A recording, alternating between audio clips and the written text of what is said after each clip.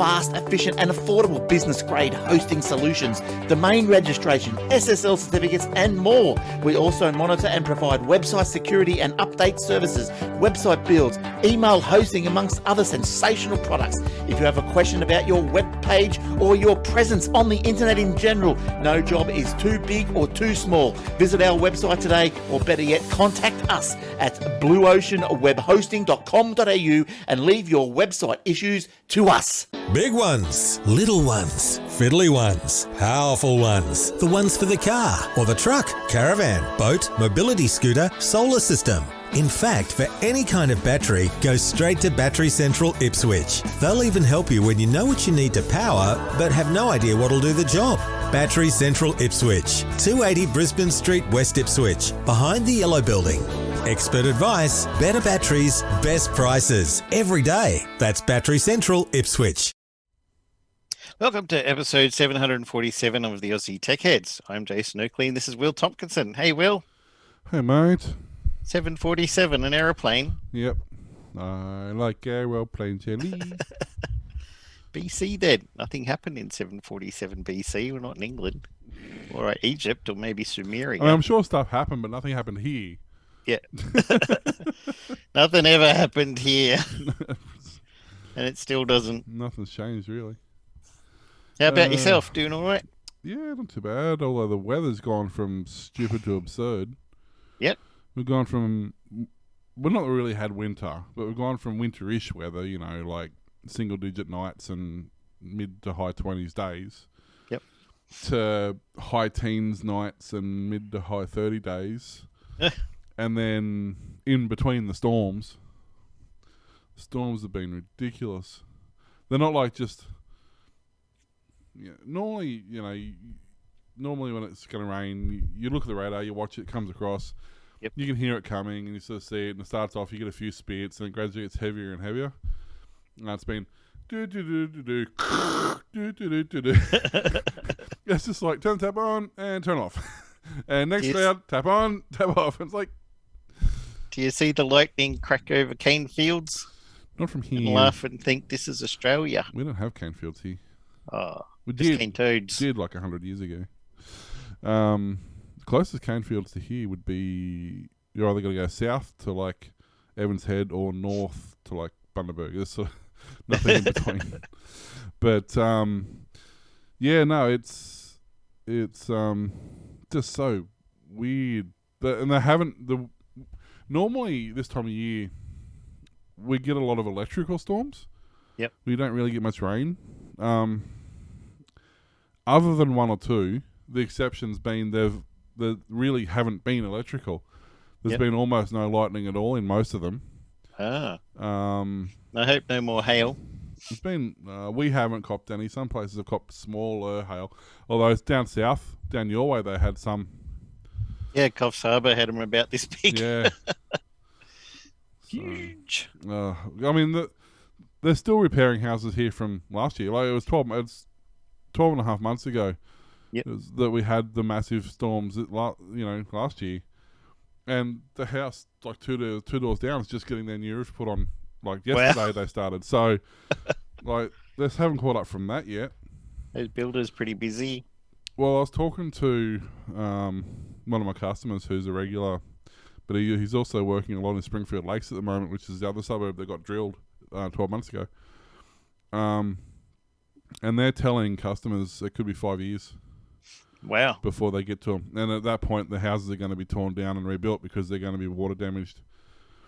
So basically they're saying, look, what do you want to do? Do you want us just to sell, like, we'll buy the insurance company will basically say, look, we're going to buy the house off you at this price. Yep. And you can go somewhere else. Or you can just hang on for 5 years and we'll rebuild it. And that's basically what the options are. Stay at mum and dad's for 5 years. Yeah, and that's basically what the options are. It's either rebuild or sell, pretty much. Yep. Wow. They've given up on repairing. The first couple of months, probably 6 months, they focused on the houses they could repair relatively easily. Yep. But after that point, the water damage is creeping in, mold's creeping in. Like it's getting to the point where they're not feasible to repair them anymore. Yeah. It's just going to be easier to knock them down and rebuild them. And a lot of those houses are, there's a couple of estates through there that got trash that were only 12 months old. Yep. So some of those houses are literally brand new. So, and some of them were the display homes, so they were absolutely pristine, perfect examples of, Yep. So, yeah. So Didn't you have someone else come into the shop this week? Yeah, and I can't remember the name. But had a couple of visitors from Browns Plains, so thanks for that, guys. You know who you are. Lovely couple come in and drove all the way from Browns Plains to come see me and buy some stuff off me, so that was great. Had a chat for a while and They listened to the show. they listen to the show, he listens to it. He's always a week behind. By the time sounds like Glenn. By the time I had that once. I had to go see a doctor for my week behind. And yeah, so he's no, they listen to all the time, and my little intro jingle was annoying enough that he finally remembered and came in and saw us. So. They're the ones you remember, That's it. like So, Joyce Main. yeah. I mean, that's Joyce Main. National Tiles. Hello, this is Frank Walcott from National Tile. And but yeah, so that was nice to actually see a couple of our listeners. So that was cool. Long-time loyal listeners. Yeah, I think they have been for quite a while actually. I know that he was having issues. He sent an email a while back. Was having issues with his podcast App. program. Yeah, not updating the podcasts, which was kind of weird. But obviously something went wrong, so just uninstalled it, reinstalled it, and fixed that problem. The only downside of doing that is it doesn't. Once you've uninstalled the app and reinstalled the app, it doesn't tell you what you've listened to. Yeah. It remembers your subscriptions because obviously it must be handled like the back end or something, but it doesn't remember which ones you've listened to. So unless you're relatively up to date, that could be quite painful. No. That's one way to bring you up to date fast. Yeah, I'll just start at episode 1 and work your way back through it again. Well, it'd be fine, right? Yeah. You get to see how it evolves over the years. So Or at come least in. you- Got a 10% discount for being a listener. So Yep. We got It's all our worth it. online store almost functioning and working now. Well, the online store part of it does, but man, Google's painful. So Are they what? if you ever decide to have an online store, find a template that's Google approved. Yep. Because they want stupid stuff in stupid places for stupid reasons. Yeah, that makes sense. The amount of mucking around that we've had to do to get the website, well, it works perfectly fine through the website. But to make it Google compatible, man, it's been painful. They want terms of service and returns and stuff on every page. They want payment methods on every page. I'm like, when you're browsing through a site, you don't care. You don't need that stuff until you get to the checkout. Like, Yep. And it's all there at the start. So why do you need it all the way through and including to the end? But, yeah, but anyway. and if so- they could tell you straight off all the things rather than saying, hey, we Yeah. fixed this. Oh, okay, now you need to do this. Okay, we fixed that. Now you need to do. Well, from the back end, when we submit the site, it gives us a list that says, okay, site submitted. Then you've got to put the header ID. I'm assuming it's a tracker ID, so they know what the site is. That goes in the header. Okay, fine. Yep, got that sorted. And then it says step 1, compliance, and then it goes bang, and they go, oh, you've missed this. So we fix that, and it goes, oh, you've missed this, and we fix that. It doesn't tell you what it's looking for. It just goes step 1. Then eventually puts a checkbox next to that and goes step 2. And you're like, just give me a list so I can do it all at once. List it all now. Up front. Painful. So, I talked to EC Wid, who we use as our back end for the shop. I was talking to them about it, and they said, well, the problem is it varies depending on what sort of business you are too. So it's not like they can even template it. Oh, Because if you're a retailer or a wholesaler or a trade or an importer or an exporter or it's a different layout depending on the tile. If you're a different mechanic, requirements. if you're a mechanic or if you whatever. So you can't even template. Standardized. You can't even template it because Google wants something different for every industry. Because Google. Yeah. Hey, screw you, man. So it's been fun and games, but hopefully next couple of weeks that part of it will be working. But You can still buy stuff. yeah, our normal on shops works. You can go to Battery Central, ipswich.com.au/shop, or go to .com.au and click on the shop link. Take you into the shop. all the products there. You can have a look around if you want. And if you want to know the return policy, there's a big button on every page. And how to payment methods, which we're going to have Zip Pay to now. And Thanks for that. Yeah, and so you can go there, and if you all the prices are there. If we don't have shipping integrated yet because painful reasons. Yep. Shipping is horrendous, and it varies so much that it's just too hard to do at the moment. So if you do want something shipped, just give us a call and we can work out a freight price. Yep. And that reminds me, I need to... I just remembered, I need to contact somebody about shipping tomorrow. There you go. An actual company to be our logistics. Oh, all right. To do logistics for us. Because we use Ship It, which is kind of an online amalgamator of couriers. Yep. They'll do Fastways, Couriers Please, TNT, Toll, all that sort of stuff. They amalgamate it all into one and they give you the best quote and whatever, but they don't do... It's only couriers. It's not common carrier or dangerous goods or all those stuff that we need as well. But I've just found another company who will manage the logistics of dangerous goods and stuff like that. So we'll actually be able to get like quotes for shipping normal batteries and stuff now, which is a minor miracle because they've only been trying for like 5 years to get that organised. Hooray! Better late than never. Yes, and so it's all fun and games at the moment, and just trying to plod along a bit, and so I'm trying to get a safe space set up at work where I can do videos and information stuff, and All right. set up products and how things work and what does what, and Green screen the wall. what wall? I'm looking out the window to the city. There's no wall. What are you talking about? No, in your shop. Yeah. I don't know. Oh, you are in your shop Yeah, right that's it. now in front of the city. Yeah, exactly. And so am I. Just happens to be the same shop, different city. Yeah. Wait. So, but no, it's all happening slowly. Sounds good. You probably thank our Patreon and stuff. Yeah, Patreons and our PayPalers and our Coffees. and coffee. I could go actually. All right, I'm going to stop the show and go. No, it's already late enough. Although I would continue the show. It's not that late for you. Yeah, I know. It'll be midnight before I finish this round. I keep forgetting about the whole time difference thing. Yeah. Yeah. I was seeing on Slashdot they were talking about a lot of American states really, really thinking hard about completely banning daylight savings altogether everywhere because it's just a pain. Well, some go forward, some go back, some like change. It's like half. Australia, you got 1 hour this way, and this one's the same state, and then that's half an hour for some reason, and then There's 2 3 hours.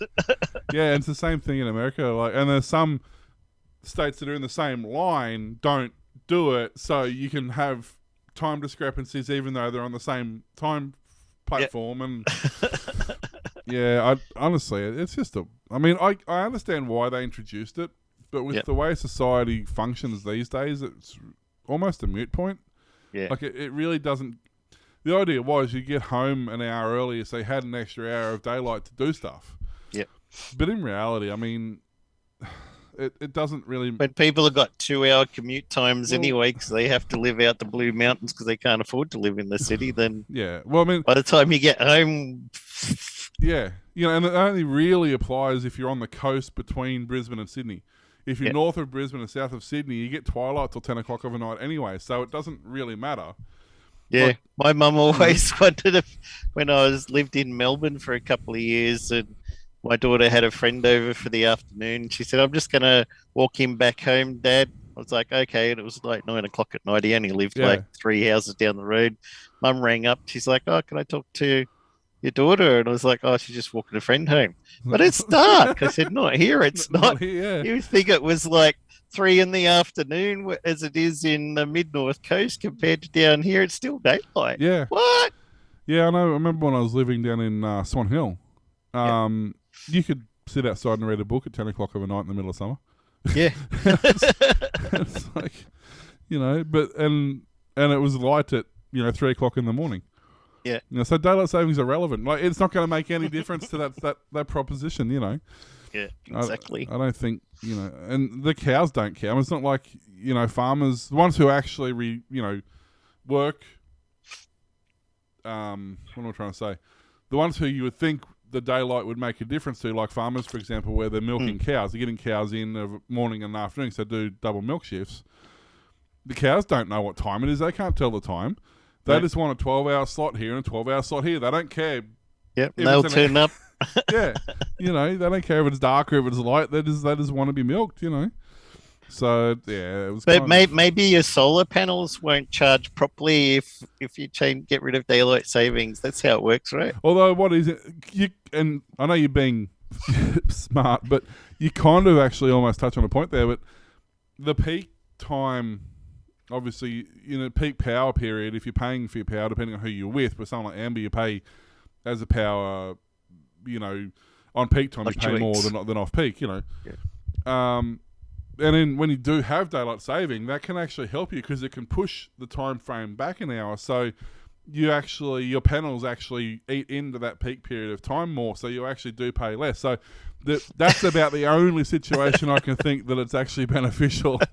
I had to change away from them too. Yeah. Yeah. They weren't working for me. If I had a battery like your setup you've got, they would have been perfect.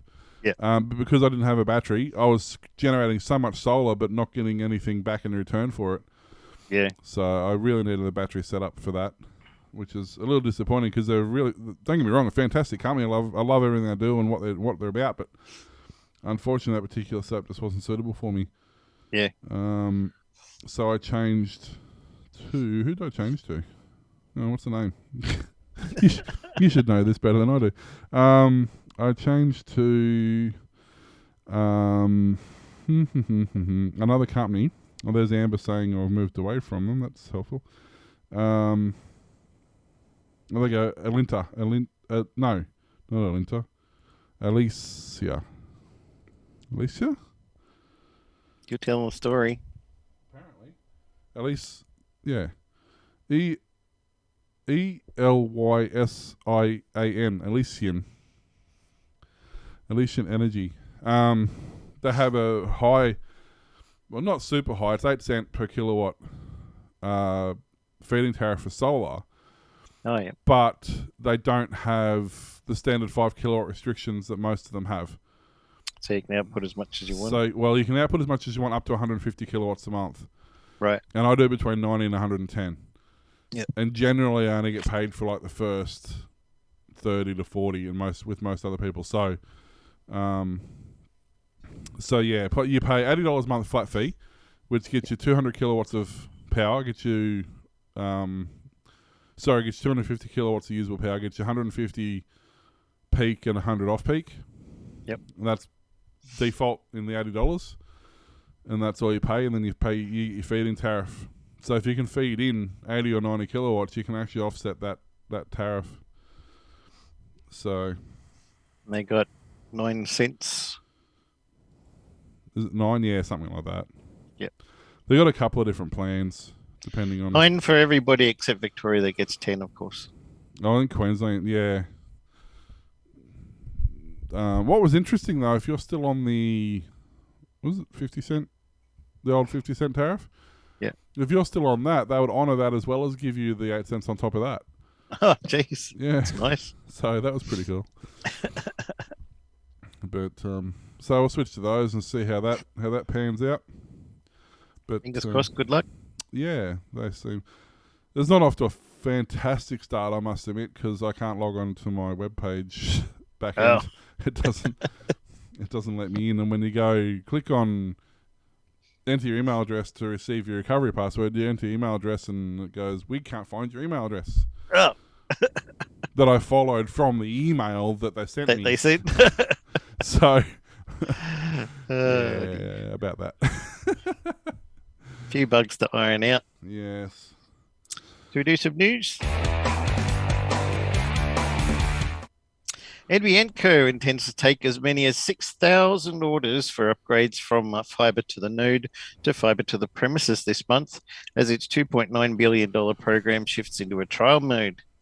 We've confirmed that internet retailers will be able to place orders for around 6,000 premises from 2 days ago.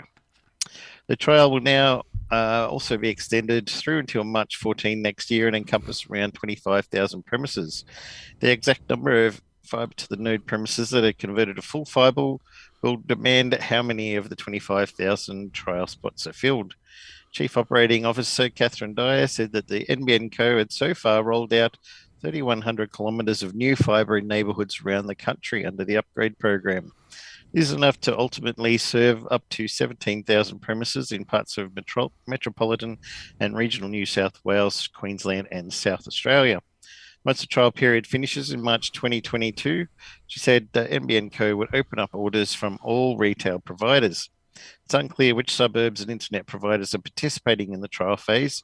She urged customers to individually sign up for updates on the NBN Co website. The release of the trial numbers coincided with another 200,000 premises being added to the fibre upgrade designs. Yeah, I was looking at the rollout list. It's an interesting list. Poor Victoria. Yeah. Grampians.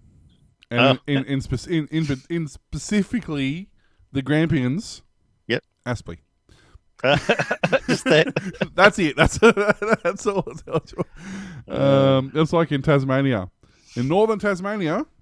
Yep. Edcoombe Beach. That's it. Must be a cool place to live. All of North Queensland. Mount Julian. You know where a lot of politicians live in these places? Yeah, exactly. That's right.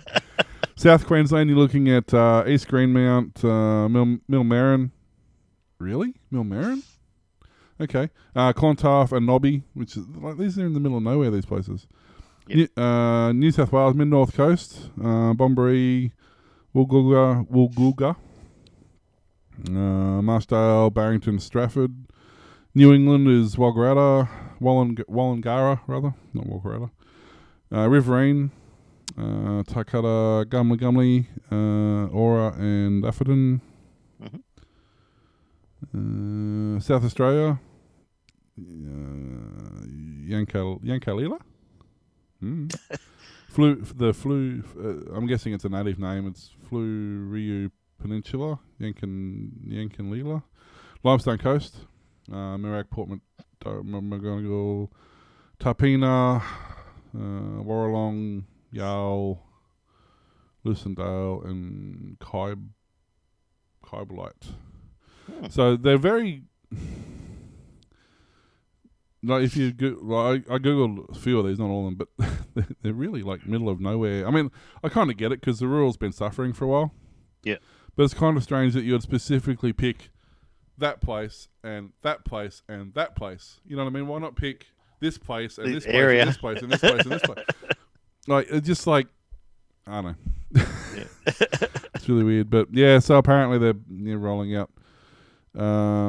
As of today, NBN Co's fixed wireless rollout covers more than 114,000 premises with more than 18,200 currently connected. Uh-huh. So it covers potentially 114,000 premises. Yep. But in reality, 18,000. Close enough. 10%. Yeah. That's fine. And the other thing I was reading, I think we touched on last week, was that Telstra is offering 4G, and so is Aussie Broadband offering 4G for $1 or free or whatever. But you read the fine print on that, and it was quite interesting. It says speeds of up to whatever their speed was. Yep. If less than X amount of connections per tower. Speeds of up to this, if this many connections, speeds shared up to through everyone. So all their speeds dropping, the more people that are connecting. And they gave an example of like Springfield, because Springfield Lakes, which is the fastest growing district in Southeast Queensland or in most of Australia, like it's nuts, it's huge, does not have NBN. Wow. Still, it's still, pretty new, isn't it? Though. Yeah, it's still like they're literally still building. Yeah. It has ADSL. I think some of the brand new ones, like literally in the last year that have gone in, have NBN. Yep. But prior to that, it's all ADSL. And there's no phone towers. Like there's almost no phone signal anywhere, so you can't even get 4G. Jeez. Like it's absolutely horrendous. So they're not even, like places like that where there's literally several 100,000 people living in this area. Yeah. There's no internet. You need satellite. Well, I would imagine that would be quite popular. But the thing is, because you do get ADSL, you don't get discounted satellite because you do have a form of internet. So you can get satellite, but you've got to pay the full price for it. Jeez, it's a rip-off. So, yeah, that's kind of bizarre. I still can't believe all these years later. The dumb part is you got Greenbank on one side of it, Browns Plains on the other side, and then you kind of got, Ipswich at the top end. It's surrounded by all these areas, and all of those have NBN. Yeah, but just not the one in the middle. Springford Lakes, which is the largest population density and the largest population in the area, doesn't. No. And newer than all those suburbs. Yeah, it's so bizarre. But speaking of bizarre, because why not, right? Me? Yeah. Some say yes, some say no. So, I don't know how many people remember this. This goes back 20 years. This goes back? Yes, goes back 20 years. So, Linux Foundation, I don't know how he's looking. So there was basically the SCO, they're called now, but back in the day they were the Linux Foundation, and they had a case bought before IBM for. Because when back then IBM was trying to do OS2 Warp effectively. They kind of took Unix and Linux and made their own take on it, and like shafted Red Hat, who was supposed to be their official. That's kind of where Red Hat got their big boost from, because it was supposed to do all their commercial stuff, and it's a very long, complicated, and drawn-out saga. I won't go into too much depth. There's a whole lot of backstory and a whole lot of intertwining bits and pieces, and but basically, 20 years ago, this lawsuit got started from effectively Linux versus IBM. Yep.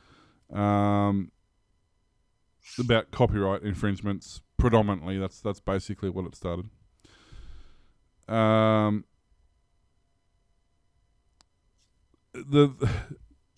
So IBM obviously just kept throwing money at it. The parties agreed to resolve all disputes between them for a payment to the trustee, which is SCO, on the behalf of the estates, which is IBM, for $14.5 million, effectively. Wow. So that's basically goes to Red Hat, more or less, these days. That's kind of the child of the SCO. But it started in 2011. Like, it would have cost them that much. SCO actually went bankrupt, effectively, because of this. And the worst part about it is, I guess, because they went bankrupt and don't really hold the licensing to the original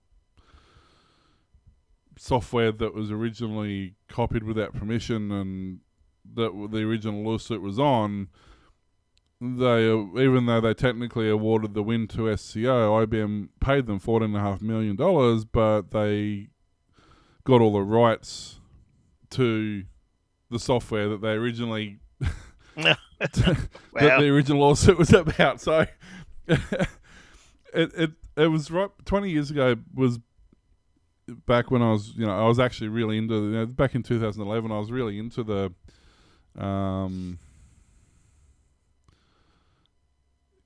sort of open source Linux side of it back then. I can't remember this happening. And yeah, so it was supposed to be like Red Hat was like after OS2 Warp failed for IBM, then they sort of went more commercial and got away from residential. They wanted a commercial, I guess, back end. And they decided that Red Hat was going to be the one for them, and then they kind of screwed over Red Hat, and then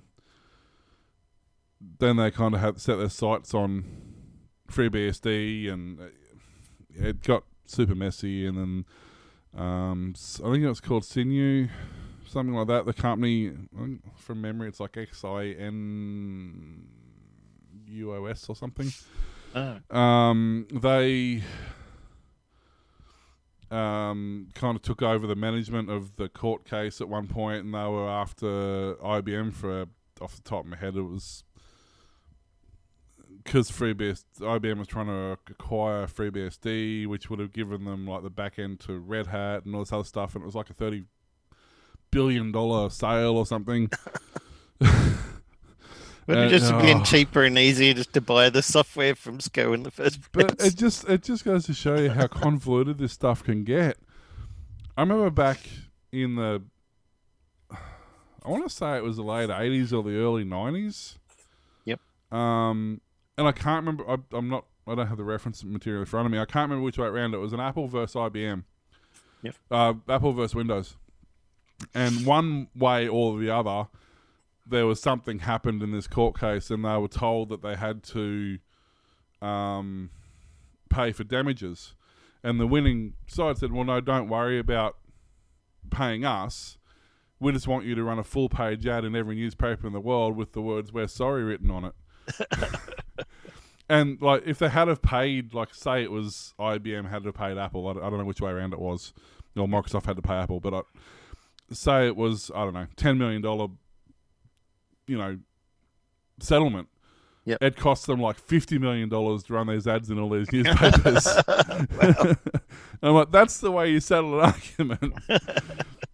So, but yeah, this is what turned out to be one of the most convoluted, twisty, turny, windy, timey-wimey. Oh yeah, it's if you want to really get intertwined into what happened back in the, as I said, this lawsuit happened in 2011, but it was really big like too. 5, 8, 10 years prior to that is when all this stuff started. Like 2000-ish, late 90s, early 2000s is when it all went down. Yep. And it took them 5 or 6 years or more, probably 10 years to get the lawsuit underway, and then the lawsuit's gone for so this is really like a 40-year saga. Or a 30-year saga. Like it's pretty intense, really. Yeah. Kept the lawyers employed. Oh, yeah, They made bank. I'm sure they had, they weren't in any rush to settle. Well, obviously. Obviously. So, but it is good if you have a rainy Saturday afternoon and you want to really see how the tech industry effectively shot itself in the foot for 10 years. And it's not just these guys. Like, it was a thing. Like, in the late 90s, early 2000s, every company was tripping over every other company to get in their own way. Like, that's all that was happening. Nobody was developing. Nobody was engineering, designing, creating. Everybody was literally copying everybody else so blatantly and so obviously. And I remember reading cases and stories of terms and conditions and README files that hadn't even had the other company's names taken out of them. They just copy and pasted. They're literally copy and pasting the whole thing. And it's like, and this was the whole, I guess, prior to, I guess, mid-90s, you pretty much had shareware and paid software. Yep. There was technically open source and free, but realistically you had shareware, which was a cut down, crippled version of a file, and then the full version, which is the paid version. Like that was pretty much all there was. Yep. This was the start of the freeware, the open source, the public license stuff. The shareware disappeared. Like, you don't hear of shareware anymore. Like, No. it doesn't exist. At best, you have freeware, which is like TeamViewer, for example, where it's free to use for private and then paid if it's commercial application. WinZip. No, WinRAR. WinRAR, yeah. WinRAR. I think it's still shareware because that's how I updated the splash screen. But then you have freeware and open source and all these other things, and they kind of all come about because of this sort of litigation, because shareware was and open source was such a broad thing that they hadn't really nailed down yet. Yeah. And plus it was really the start of the internet as far as the end consumer goes. Prior to that, it wasn't really that much of an issue, because for somebody who had to go to a swap meet or had to go to a friend's place to copy, like, it was a lot of effort to copy software. Yeah. It wasn't a 30-second job. And even in the early 2000s, with this, how slow the internet was, it, for the most part, anything larger than a couple hundred meg stayed clear of being copied just because it was so painful. Unless you got like LimeWire or eDonkey or Yeah, but even then, most people didn't get dial-up until mid-2000s. Most people had dial-up until well in mid-2000s, and then ADSL 1, which for a lot of people wasn't any faster than dial-up anyway. And we got 3 gigs a month from Telstra. Well, my original plan when I started up here was 850 meg. Was the first plan I was on, and that was on the dial-up. And then we went to ADSL, and I think it was a 2 gig plan. And I'm like, who's going to use 2 gig? And it wasn't a problem because you physically couldn't use 2 gig. Yeah. You actually couldn't download enough stuff to use 2 gig. But when I was in Melbourne, the funny thing is, when I was in Melbourne in like 98, 99, 2000, we had 10 meg cable. Yeah. And we had like a 50 gig plan. So it was available, apparently. Yeah. But yeah, and then sort of, people started doing workarounds. Like, we discovered that our university would kick us off after an hour and 15 minutes, and it took an hour and 10 minutes to download a floppy. So we put like Quake 2 on the university, or Quake on the university servers, and broke it up into like 20 floppy files. Yep. And so we could download a floppy. Well, we'd go to the library, log on to the university's servers, and download a floppy for the exact like an hour and 10, and then that the connection had boot us off, So. But so it's actually quite a important piece of history, as much as it's also the dumbest thing in the world you've ever heard of. Yeah. ZipCharge has launched a new type of charging product for EVs that might be able to convince people worried about range anxiety to switch from gas vehicles. The British startup has introduced a power bank for EVs called ZipCharge Go at the COP26 Climate Summit. It's about the size of a suitcase and weighs around 50 pounds. Plus, it has wheels and a retractable handle, so users can put it in their trunk and easily take it out when they need to charge. According to the company, the Go can provide up to 20 miles of range after being plugged into the car for 30 minutes. A higher capacity version will be available to provide an EV up to 40 miles of charge. The device works with any plug-in hybrid or EV with a Type 2 socket and can charge the vehicle to its full capacity between 30 minutes to an hour. Charging up the device itself is easy as plugging it into any socket, and users will be able to control and monitor it through an app where they can schedule future charges during off-peak hours for cheaper costs. While range anxiety is becoming less of an issue these days, it's still keeping those on the fence from making the leap. A company called Gogoro developed hot swappable battery technology for scooters to address the problem, but batteries in electric cars typically can't be swapped out. SparkCharge is a portable EV charging system called Roadie, but it's not nearly as easy to carry around as the Go. That said, the ZipCharge Go isn't available yet.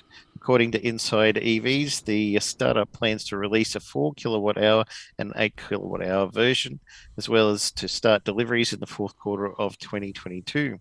It can be leased for at least £49 or US $69 per month, though it will also be available for purchase to EV owners who don't mind paying for one, and to businesses like hotels that don't have installed charging facilities.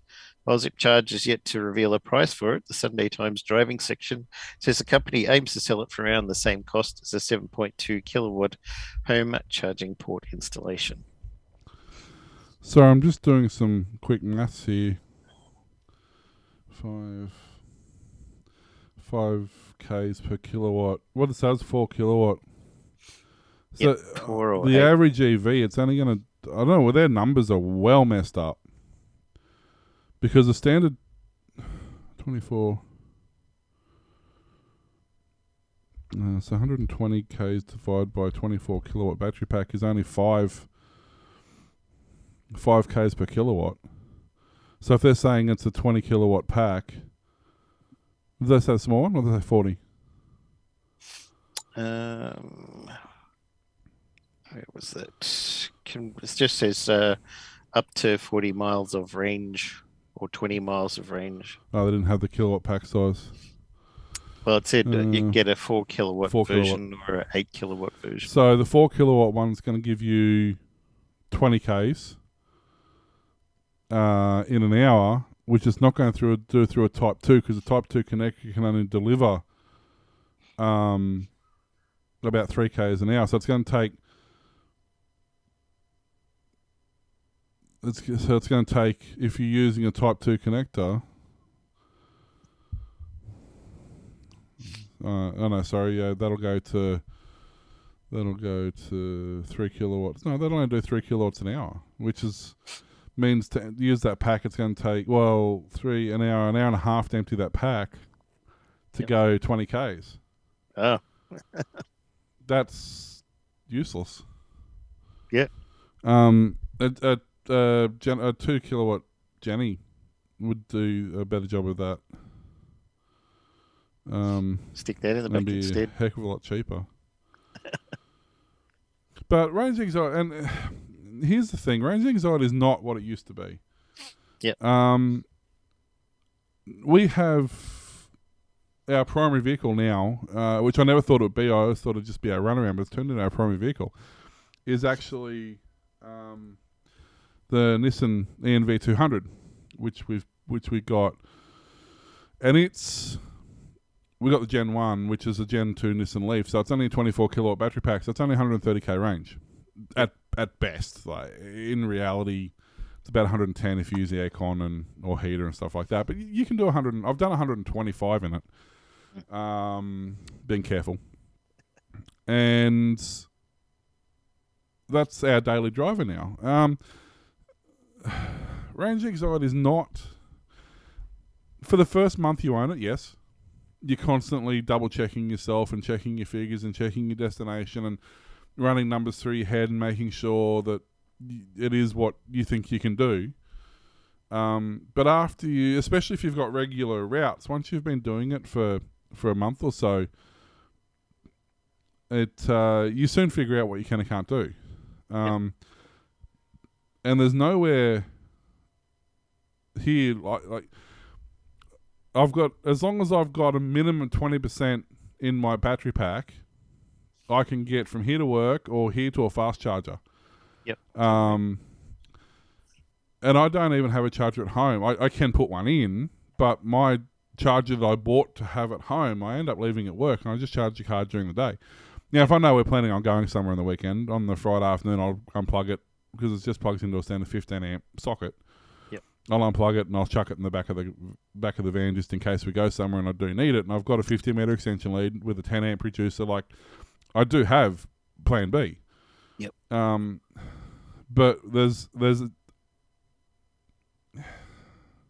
I haven't needed to do it yet. And something like that, it's really, it's 20 Ks. If you're 20k short of a destination, you've got bigger problems. Like, you know what I mean? Like, plan better. Well, yeah. If the thing is, okay, if you're relying on that pack to get you the extra 20k's, well, that pack's now empty. Yep. So now you've got to charge the car and you've got to charge that pack for wherever you're going because you need that to get you the next 20k's. Yeah. So, I don't know. I don't think that's... look, don't get me wrong, it's not a horrible idea. Especially renting it. I like that idea instead of having to purchase it. Yep. I just don't see that being the solution. Maybe the bigger pack with the 40k range, and even then, I mean, that's going to take. Well, if it takes an hour and a half to do 20, it's going to take 3 hours to charge to give you 40k's.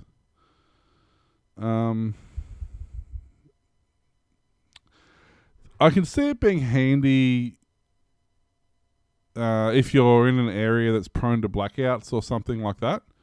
Then it'd be a good backup, but it's definitely something I wouldn't want to rely on. I wouldn't be advertising it as a range extender or alleviating range anxiety. It's like carrying a jerry can in your boot. Yep. You know, it's the sort of thing that you really hope you never use, but it's there if you have to, but you don't really want to because it's going to cause more problems than it solves. It says it provides up to 20 miles of range after being plugged in for 30 minutes. The device can charge a vehicle to its full capacity between 30 minutes to an hour. I think they mean the full capacity of the pack. Yeah, because the pack's only 4. Well, it says to charge that vehicle to its full capacity. Yeah, that's worded wrong. Because you got to think, like, I've got one of in my vehicle, there's only, like, the IMEV, and there's only a couple of vehicles that have a smaller pack than mine. Yep. And mine's only a 24 kilowatt pack with 18 kilowatts usable. So if that's a 4 kilowatt pack, it's only 3 usable. Realistically, 3.5 maybe, unless they mean it's a 4 usable, which would make it a 5 kilowatt pack. But you run the numbers on it, and yeah, it's not. I think they're using, and here's the one thing that annoys me about the way they advertise electric vehicles. They give you, when you buy a petrol car, they all have MCAP ratings, and they all have standardized fuel consumption ratings. All right, so, and everybody knows that's not real world insofar as most people won't really get that, but it's a guide. It's a guide that everybody uses with the same metrics. Yep. So if it says your car gets 6 litres per 100 Ks, that's absolute best. So you can go, okay, it's probably going to get 7. Yep. Or 10, depending on how much it's loaded up. And EV goes, okay, so you have, in the case of my vehicle, it was advertised originally as having a 75-mile range or an 80-mile range, which is 140-ish, 145 Ks, something like that. It doesn't. The absolute maximum it will ever get is 120 Ks. Yep. But the 145 comes about because they use the same calculations and try to convert it as they do with a petrol vehicle. They're not actually tested. They go, we estimate with drag coefficients and electric motor efficiencies and the size of the battery pack, equivalent. This is how far you will travel per kilowatt of energy consumed. Yeah. They don't actually have a real world test for that. Mm. And in the case of the van, my biggest issue is an aerodynamically limited. Once you go over 80 kilometers an hour, you actually feel the wind resistance on the front of the car because it's a van. It's not a car. Yep. The same car with the same size pack, yes, it does 145 Ks, but the van only does 120. You can't say the same. So this is the thing. So that pack, for me, is only going to give me 20 Ks, absolute maximum range. Yep. But if it's a Tesla that's super efficient and super, that same 4 kilowatts that's given me 20 Ks is probably given them, 35. Yep. But at the same time, the Tesla does 600 Ks on a charge and mine does 120. Yeah. So what's your market here? You shouldn't be needing it if you've got a Tesla because you're traveling so far anyway. Yeah. And if you've got a vehicle like mine, it's effectively useless. So I don't, you see what I mean? Yeah. I'm not saying it's not a good idea. I'm just saying I don't really understand, the solution looking for a problem. Yeah, exactly. It's kind of a... That's why the Segway died. Yeah, well, actually, Xiaomi's doing them now. Oh. And they are so popular. Yeah, that's the whole other story. But they got real popular again. But yeah, so and that's it. Like, especially if everybody's supposed to be going to electric cars in the next X amount of years. Yep. Everywhere you park is going to have a charge point. Yep. Like, multiple. And as the case in most major cities, and particularly up the coast of Australia at the moment, there is an abundance of charge points. You head out my way, there's not. There's one at Ipswich. There's one at Springfield. There's supposed to be one at Ripley, but I can't find it. One at your office? Well, that's my private one. There's one at about halfway to Toowoomba, and there's 4 or 5 at Toowoomba. Yep. But, you know, they're 60, 70 k's apart. So you've got to, in my case, I've got to put a little bit of preparation into making sure I've topped off at the right point before I go to the next point. Yep. But in the city, you don't have that problem. There's literally a charging station every 100 meters. Right. You know, and like that's what I'm saying. Like, they're especially if you look at the ad for this, they're advertising in a city area. Yeah. That's like the least place you're ever going to use it. You don't need it there. And the other thing you've got to consider too, they make it look easy, but that's got to be, if that's 5 kilowatts of power in there, that thing's got to weigh 40 or 50 kilos. Like, they don't show you him lifting it. They show you him wheeling it, and then after he's lifted it. They don't show you him actually lifting it. Says 50 pounds. 50 pound, 25 kilos for the 4 kilowatt. Then you've got to add the cable to that, because that doesn't have the cable with it. Huh? That 5 meter cable, it weighs nearly 20 kilos. Trust me, I've got one. So 25 kilos for that. You know, 10, 15 kilos for the cable. Grandma's not going to do it. Well, no. Plus, you got to remember too, this is in an EV. Weight is your enemy. Yeah. So you've added, 50 kilos to the back of the vehicle. So Reduce your range. Have you reduced your range by 10 k's? That if you didn't have that weight, you wouldn't need the pack. Yeah. So I don't know. Crazy.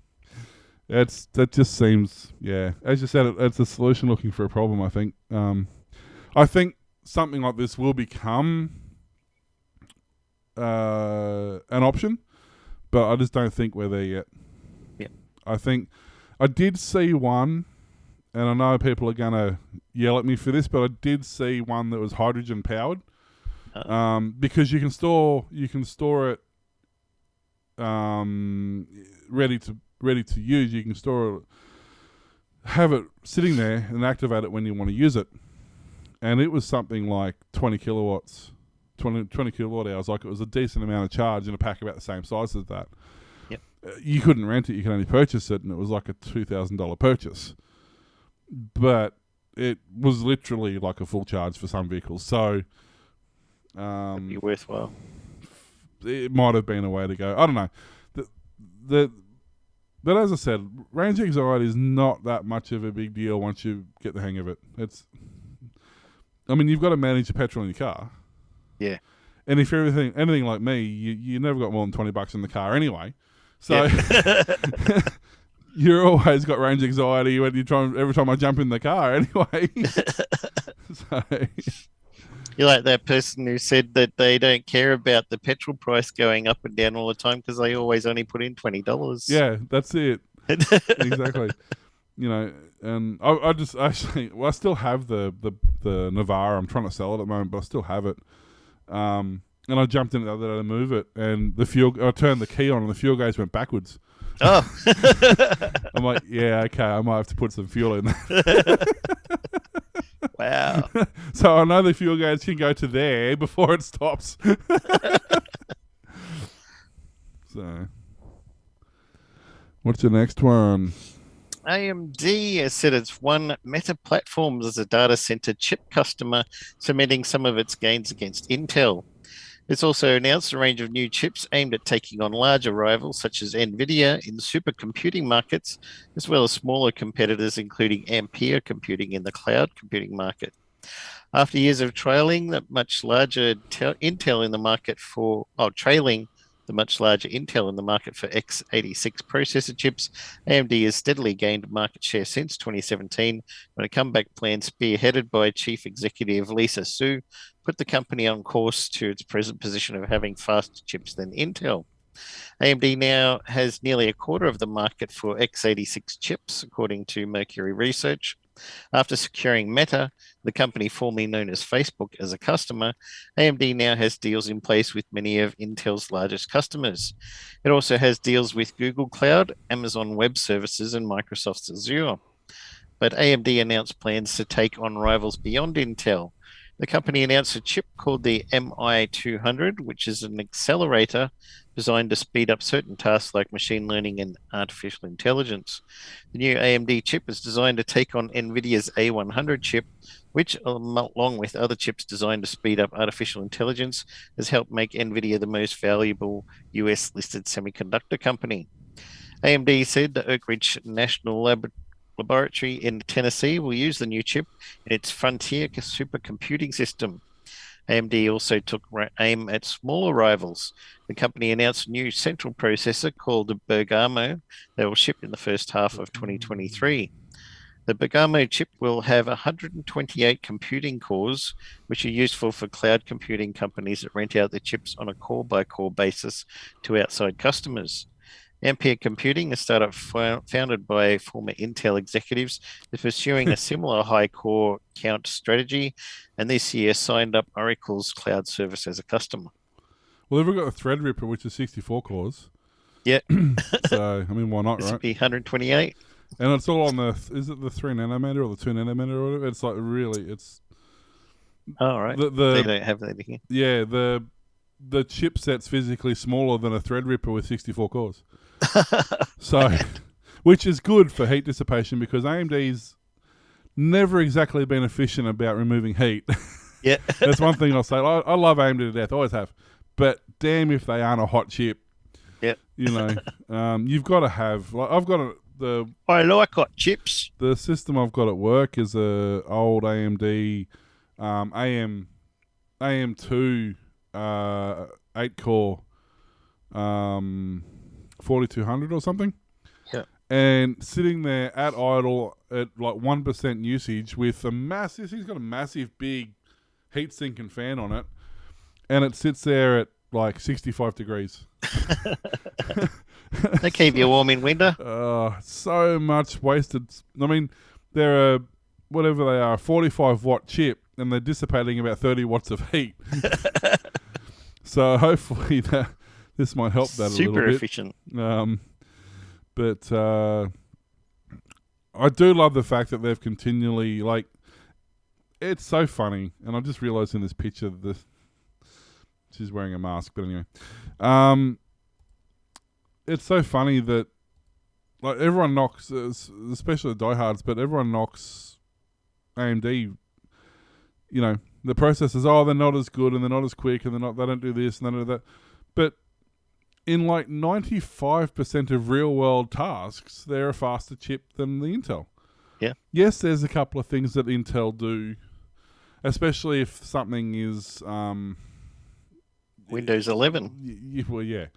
Something is built specifically for an Intel chip. Because remember they did that with XP. That was the whole, you know, the whole thing with Windows XP. I remember going to the launch and they had they're trying to convince people that it would load. It was optimized for Intel, and they had I can't remember what it was. I think at the time it was the AMD 850 dog chip that was just that was a bad chip. It really was. There was the AMD 850 versus I think it was the Intel, like, it would have been the Pentium 2. Yep. I think it was the flip chip, like a Pentium 2 MMX, you know, 850 or something. And, you know, they supposedly both had, you know, 128 mega RAM and everything else is supposed to be the same. And they swore black and blue. It was faster on the Intel chip every time. And so they had them on reboot cycles. And yeah, the Intel one loaded up faster. But you go into the AMD one into the BIOS, and you'd tweak a couple of settings in the BIOS, and then suddenly it was booting twice as fast as the Intel one. Oh, Because whilst it might have been optimized for Intel, the AMD chip at the same clock speed, once you opened it up and didn't restrict it in the BIOS, was just such a fast chip, it would just outpace it. You know, like I remember the Microsoft reps just sitting there going like, what do you want me to do? Like, I can only tell you what I've been told. Yeah. So, but no, I think it's good. I'm not complaining that AMD is finally getting a foothold in the commercial sector. Yeah, it makes sense. Yeah, and as I said, like if you're Amazon hiring out an S2 workstation and you've got one processor that's got 128 cores on it, and one of those cores, you know, they're a 4.8 gig core or something. Yeah. Like, unless you're doing graphic design or mass amounts of calculation, that's heaps for a standard workstation. Yeah. It's all you need. You know? And especially when you're dealing a server board, it's got 128 cores on it, but the thing can also have like 12 terabytes of RAM installed. So, you know, you can allocate 16 gig of RAM to every core you've got. Yeah. You know, that'll be amazing. I can see this work. You know, I can see going back to the old concept of a dumb terminal. It's a slightly different concept, but you're literally running a mouse and keyboard at your workstation and a monitor via a network cable that's running back to a server somewhere that's giving you your desktop. Yeah. Then you can't install dumb shit on it. Yeah, it's all. Well, you probably can, but they can lock it they down can better. lock it down, and you don't have physical access to a system. If you don't have physical access to a system, security is much easier to maintain. They don't have to pour super glue in the USB ports. Yeah, that's it exactly. Although if I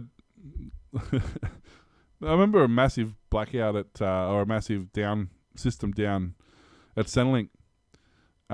They had the terminals out the front where you could go for your job search and look stuff up. Yep. But they decided to put new keyboards out, but they didn't realise all the new keyboards they put out had USB ports in the back of the keyboard. Ah. So people were bringing in viruses and stuff and uploading them onto the computers. But yeah, no, I think that's going to be a fantastic system. If they can get the chips. Yep. If they don't get stolen. Because we've had a truckload of GPUs stolen on their way out of San Francisco in the video. Wow. So it's AMD. Partner EVGA, they avoid the warranty. they basically all took all the serial numbers and went, if one of these come in for a service, just, don't give it to them. Then that's about all they can do. But US-based NVIDIA Partners has reported that a shipment of GPUs was sending to a distributor center has been stolen from a truck. They say, please take notice that October 29, 2021, a shipment of GeForce RTX 30 series cards, which is the one shown in the picture there. They're quite a high-end card. They're 4 HDMI outputs and they're a pretty top-spec card. Was stolen from a truck en route to San Francisco to our Southern California distribution center. Graphics cards are in high demand and can have a value of up to $2,000 each. Well, so it probably explains... that's US too. Yeah, so it probably explains the motivation for the crime. Either somebody hopes to resell them, or a crypto miner's just got a big score. Or a bit of both. They don't say how many or what sort of truck it was or anything like that. But I mean, realistically, if you think it was heading to a shipment center, let's assume it was a PC assembler. Yep. Let's just say it was a pallet.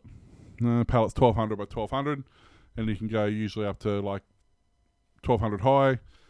So you do the math. What size? And they're going to be OEM, so they probably weren't in boxes. But even if they were in boxes, the boxes, that big, you're probably going to get, I don't know, a good 300 or 400 Yep. chips on one pallet.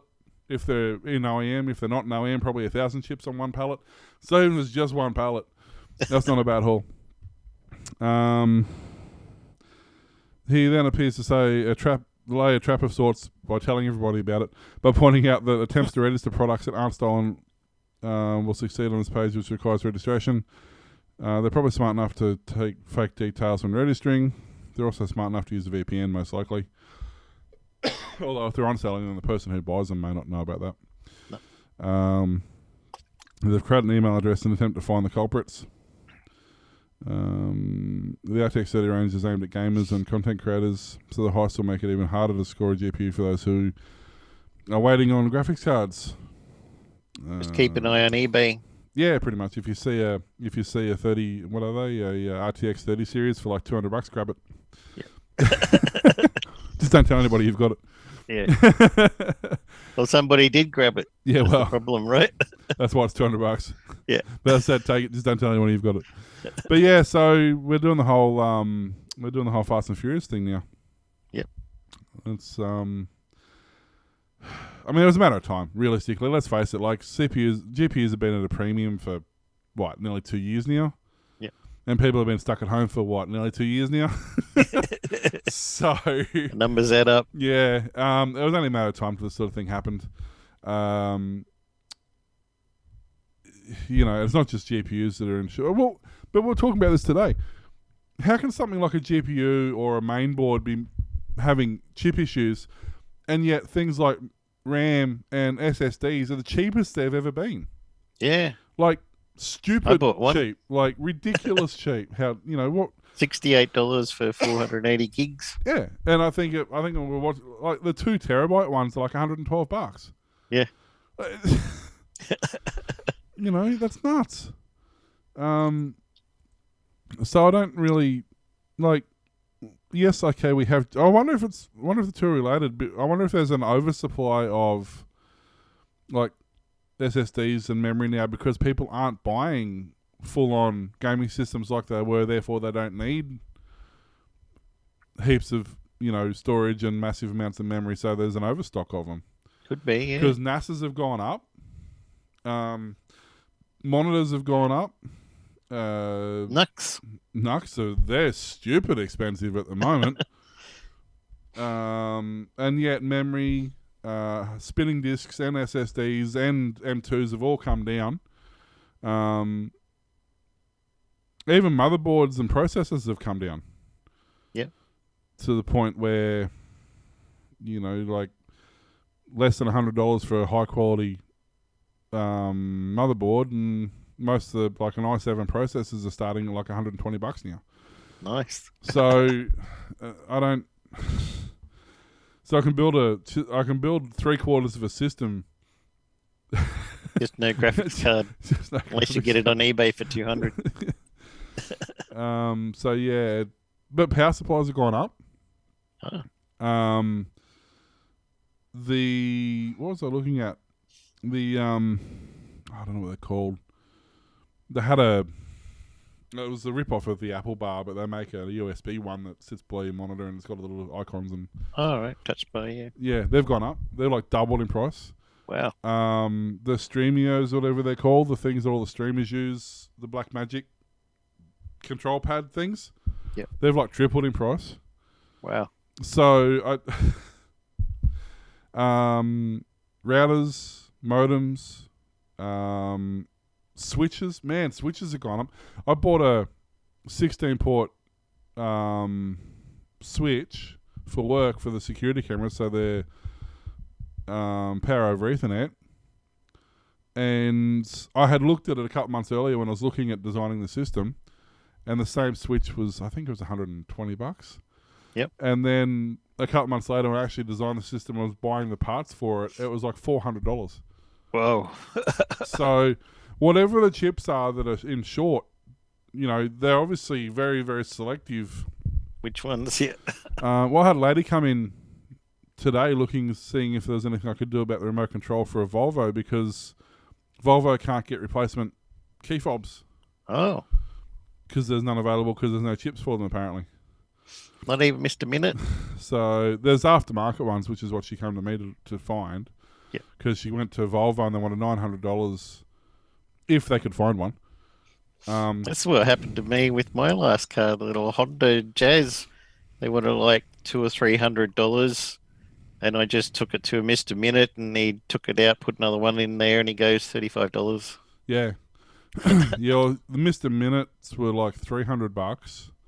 Well, Once again, if they could source them. yeah. And I had a look on eBay for a while I was there because I don't have them, but I thought I'll have a look on eBay and see what's around. The cheapest I could find was ones that weren't even guaranteed to work for that vehicle. They were compatible, but they may not work. And they were like $200. Well, So it's crazy. it's so random too. It's completely and utterly random. Is it worth buying? As I was saying today, I feel like buying just like 10 2 terabyte SSDs just to have on the shelf. It's not like they're going to deteriorate. Yeah. Just with how cheap they are, I just buy them, sit them on the shelf, and when I need one, I've got them. And if the price goes up, eBay them. Yeah, well, if I had 2 graphics cards, I would have sold one already. Yeah.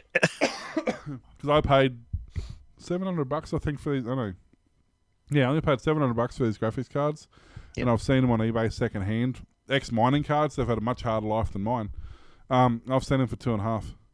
Well, So, profit. so I can't sell this one though because I don't have. Kind of need it. Well, I originally wanted this system built with 4 of them. Yep. I was going to have one per monitor. And he goes, that's a bit of overkill. I went, yeah, and like, I want this system to be overkill, like everything about it. Yep. And anyway, it didn't happen. He talked me into just getting one, which is probably a good thing because one uses like 500 watts on it. So I don't even know if I could have got a power supply big enough to run 4 of them. But, just quickly, YouTube, because YouTube, they're removing the dislike count. So they announced the dislike count of videos. The decision is likely to be controversial given the extent that it impacts public's visibility into a video's reception, but YouTube believes change will better protect the creators from harassment and reduce the threat of what it calls dislike attacks, essentially when a group learns to dive up the numbers of dislike videos. The company says that while dislike counts won't be visible to the public, it's not removing the dislike button itself, and the counts will still be visible to YouTube, the creator. Still be counted. They'll still be visible to the creator, so that doesn't really matter. The funny thing is that what people don't realise, and especially in these dislike attacks that do happen quite regularly, YouTube don't care whether it's a like or a dislike. It's an interaction, and they assess the feasibility of a video by the interactions on that video. So whether you like it or dislike it, it just counts as an interaction. It doesn't actually affect the outcome of that. I think part of it too, people think of the dislike button like they do a lot of the time. I think of it like Facebook, they think that if say it's a video about something sad, you click dislike, not because you dislike the video, but it's kind of the opposite of being happy about it. Yeah. So a lot of people don't understand how the like and dislikes work on YouTube as opposed to like Facebook or something like that anyway. Yeah. But the change follows an experiment YouTube ran earlier this year whose goal is to determine if these sorts of changes would reduce dislike attack and content harassment.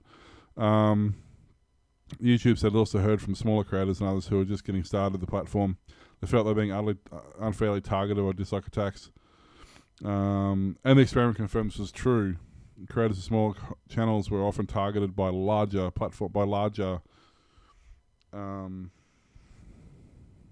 they kind of worded this wrong here.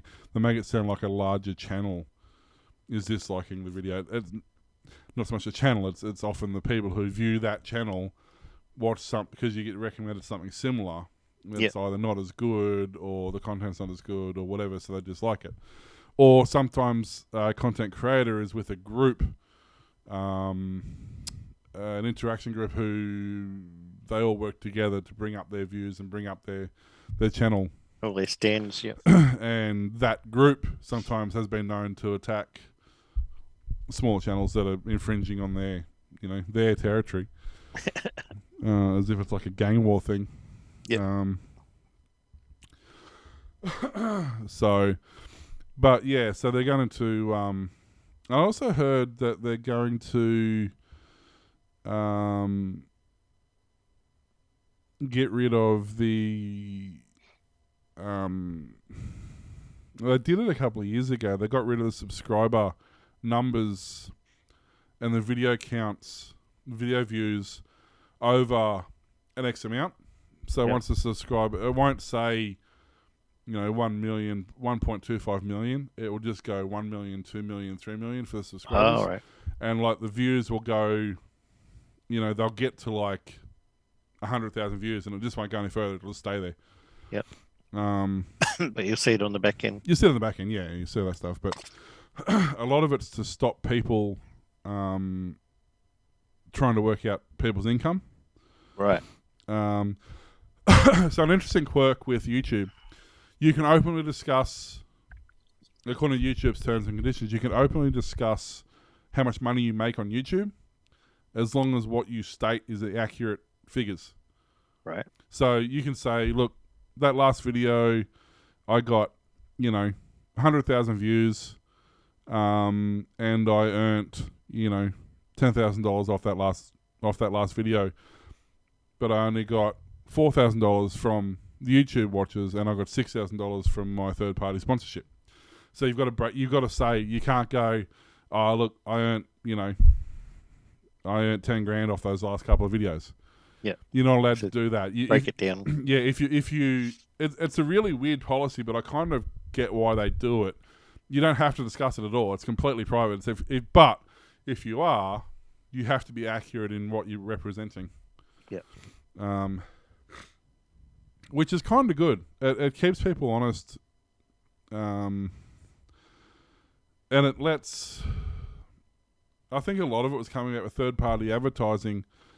They might not get, because you can have a monetized video via YouTube that also has third-party revenue made on it, as long as you follow the guidelines, and the third-party revenue that comes from them doesn't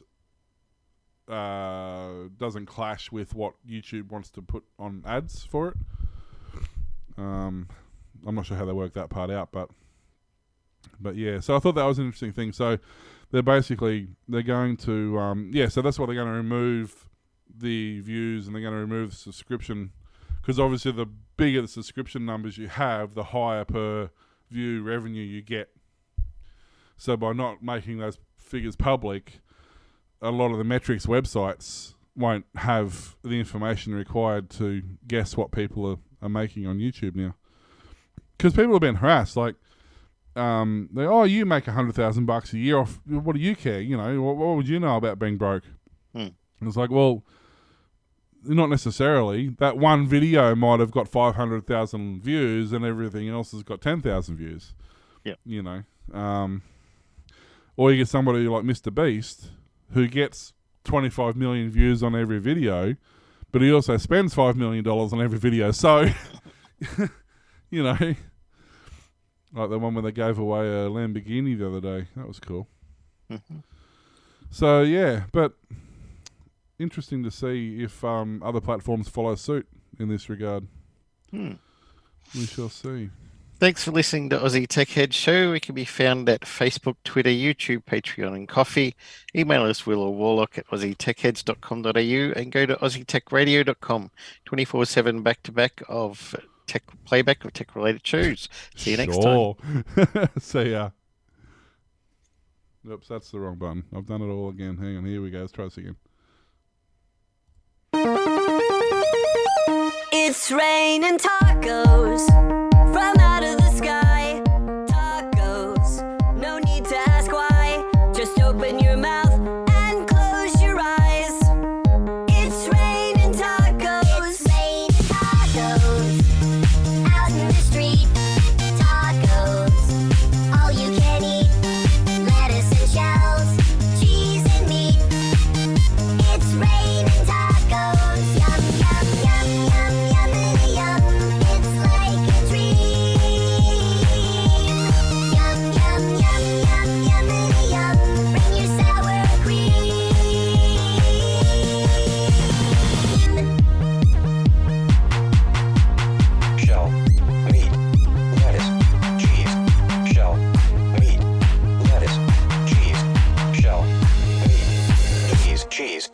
cheese, cheese. It's raining tacos.